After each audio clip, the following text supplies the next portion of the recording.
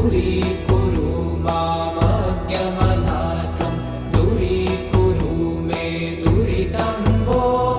साम्ब सदा शिव शम्भो शङ्कर शरणं मे तव चरणयुगम्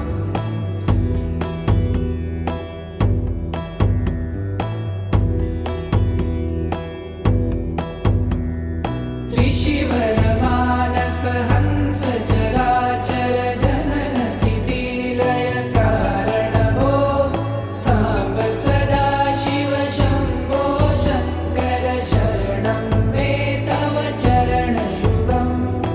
अन्तःकरणविशुद्धि